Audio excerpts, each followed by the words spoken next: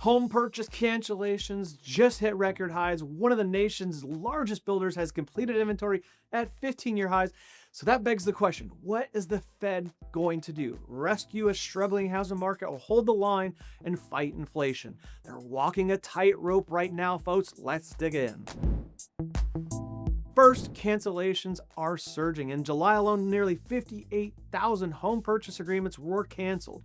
That's 15% of all contracts and the highest cancellation rate since Redfin began tracking back in 2017. Think about that for a second. 1 out of 6 deals is falling apart. But why? Buyers are squeezed with housing prices, elevated mortgage rates, and shaky confidence. With more inventory hitting the market, they feel less pressure to stay in the game and are more willing to walk away during inspections. Realtors are reporting cold feet, nitpicking, and inspection issues. San Antonio topped the list at 22.7%, with Fort Lauderdale, Jacksonville, Atlanta, and Tampa right behind them. Compare that to Nassau County and Montgomery County and Seattle, where cancellations stayed closer to single digits. That's volatility you can't ignore. If you're not preparing your clients for bumps in the road, you may be setting yourself up and your clients up for frustration and maybe even lost deals. Now, let's talk about builders, because this story gets even bigger. Lennar, the nation's second largest builder, just launched Lennar Investor Marketplace to target small-scale landlords and investors. Why? Because unsold completed homes have hit a 15-year high, 119,000 in June, the highest level since 2009. Builders are desperate to move their product. In fact, Lennar just spent on average 13% of the sale price on incentives in Q2. That's $53,000 on a $400,000 home.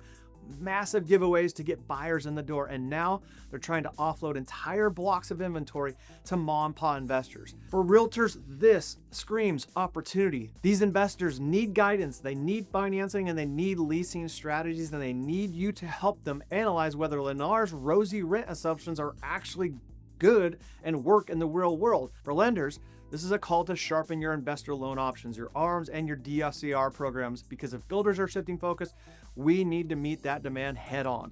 And while this all plays out, guys, the Federal Reserve is balancing on a nice edge. On one side, you got the housing market clearly struggling, and builder sentiment has dropped to its lowest levels over the last 2.5, 3 years. More than a third of the builders are cutting prices for the first time ever. And check this out.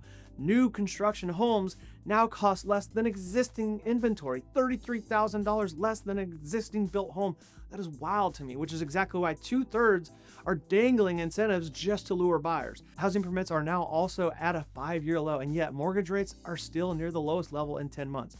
And guys, on the other side, you've got an AI boom sucking hundreds of billions of dollars into data centers and infrastructure, driving up demand, driving up prices, and fueling inflationary pressure. The feds know if they cut rates to rescue housing, they risk pouring gas on the AI inflation fire. If they keep rates high, housing could stall out even more, dragging down one of the most important sectors of our economy. This is the tightrope, and it affects every one of us in the business. So here's the reality check. Deals are falling apart at record levels. Builders are throwing money at buyers and pivoting to investors, and the Fed is stuck between saving housing or containing inflation. For you, that means agility, or at least be light on your feet. You've got to get sharper at handling cancellations, more creative in targeting investor opportunities, and faster at pivoting when the Fed policy shifts. If you don't, someone else will in the market. And let me leave you with this. If 1 out of 6 deals is collapsing, are you prepared to hold the line with your buyers and sellers, or are you going to lose them to the next agent who is? If builders are willing to give away 50 grand per house just to move inventory, how are you helping your clients leverage that kind of bargaining power? And if the Fed is forced to choose between AI and housing, which side do you think will win, and what happens to your pipeline if you bet wrong? This is the market we're in. It's messy, it's volatile, but it's full of opportunity for the ones who are paying attention. Don't just survive it, master it.